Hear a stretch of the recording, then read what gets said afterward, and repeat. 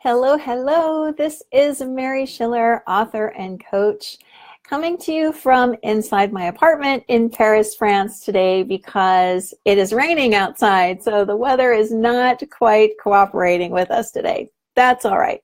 I much prefer to do these outside, but I'm happy to be here with you anyway from inside my cozy apartment.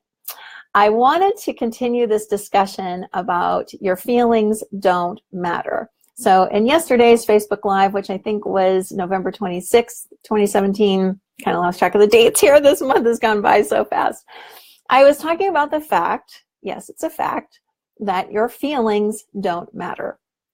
And what I mean by that is that we here in Western culture spend an awful lot of time focusing on what we have determined is the quality of our feelings. Are we having more positive feelings than negative ones? Are we having more negative feelings than positive ones? And if we're having more negative feelings, we should be striving to have more positive feelings. And we go around in circles like this constantly. We are asked to examine where certain feelings have originated. For example, if we have a sense of shame, or we have a sense of regret, or we have a sense of guilt, we're told that we have to go look at the source of these feelings, delve into our past, and spend all this time in self-analysis about our feelings. And I am here to tell you and to hopefully bust this myth once and for all, that none of that, A, is helpful, and B, none of it is even close to being accurate in terms of what's really happening with human beings. So let me kind of back up a second and tell you that my whole life, thought that feelings were important. I especially saw them important if they looked like chronic stress or chronic anxiety, chronic fear. Those were the things that I was dealing with myself. I had been diagnosed with having what is normally called post-traumatic stress disorder. I'll talk in another video about how I don't think that actually exists, but that's for another video. And so every time I had a feeling that seemed to reflect that so-called condition, I freaked out. I thought, oh my God, they are right. I am sick and I am never going to get over this thing. And so that was perpetuated for years and years and years. Hi, Therese. Of my life, looking at myself as this person who had had some stuff happen to me that wasn't very pleasant. And the result of that were these chronic bad feelings, essentially. And that's how my life looked. So I spent hours and hours and hours in therapists' offices and on my own, reading books and trying all different kinds of techniques to try to get rid of these bad feelings, these chronic bad feelings. Good to see you, Therese. And I am telling you right now, that was not a pleasant experience in and of itself, because I was asked to think about where these feelings supposedly originated, which the professionals told me they were all rooted in these horribly violent acts that were perpetrated on me. So I had to kind of relook at all of that. And, you know, this was not fun. This is just not fun to have to relive things like that in order to supposedly find the source of a feeling. Well, in mid-2014, thankfully, I got straightened out about all of this. And I discovered, much to my great relief, that my feelings were only ever coming from one thing. They weren't from an experience. They weren't coming from a circumstance. They weren't coming from my past. They weren't coming from another person. All those things that we're told make us feel things, it's all wrong. And what's really going on is that every feeling we have, is connected to something that's going through our minds. It's connected to some thinking we're having. It's not even important to notice what the thinking is. I don't even advocate going that far. To me, that seems irrelevant as well. It's simply knowing that thought and feeling are like this. They're like two sides of the same coin.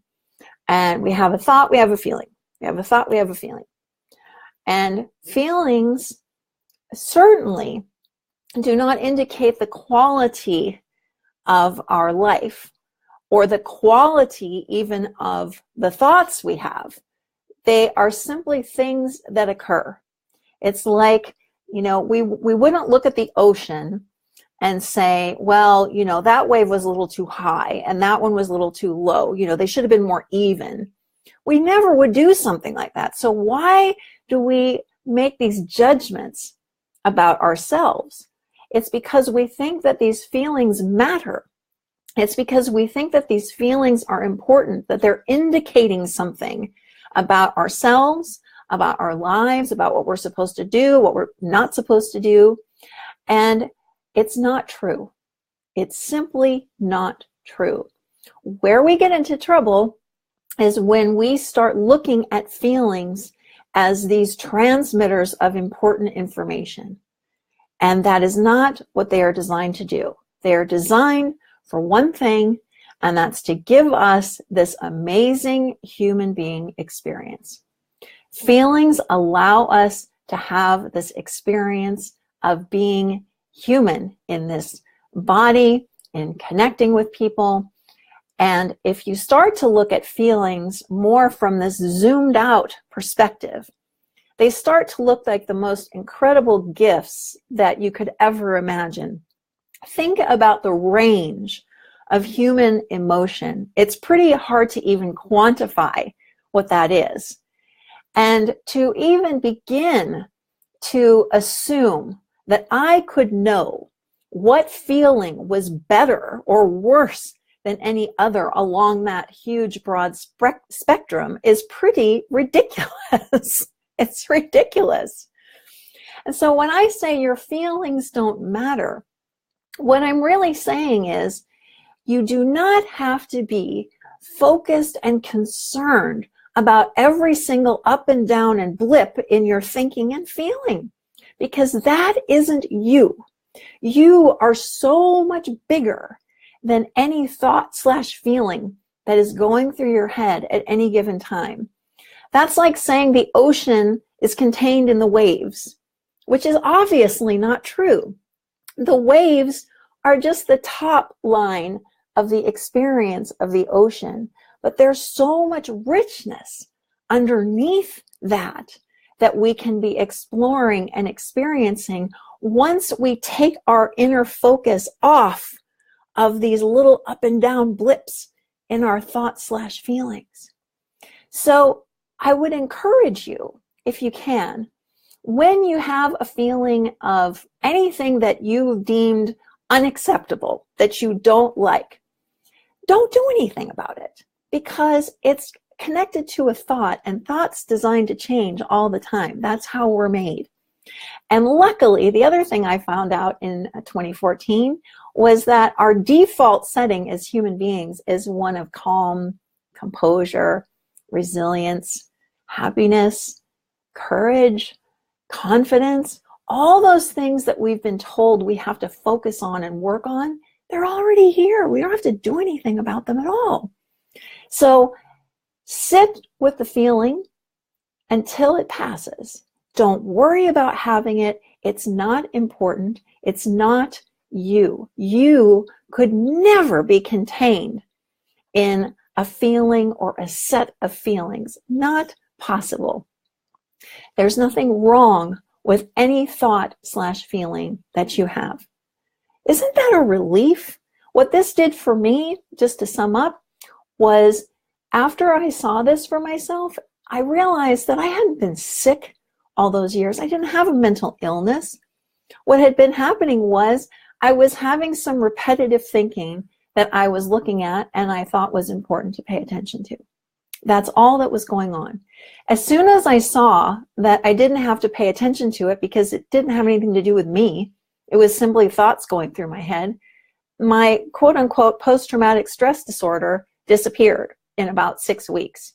And that was after having it for 3 decades and trying everything I could think of to try to wrestle it to the ground.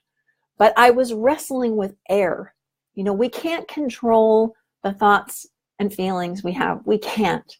So why not simply enjoy the waves and feel this incredible human being experience instead of assuming that our feelings actually matter in some tangible way?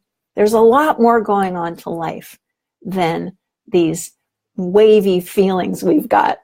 Appreciate them for what they do. Appreciate them for giving you this human being experience. And beyond that, don't give them another thought. All right, I will talk to you again tomorrow, maybe from outside when it has stopped raining. So I'll talk to you again soon. Thank you so much for listening. Bye now.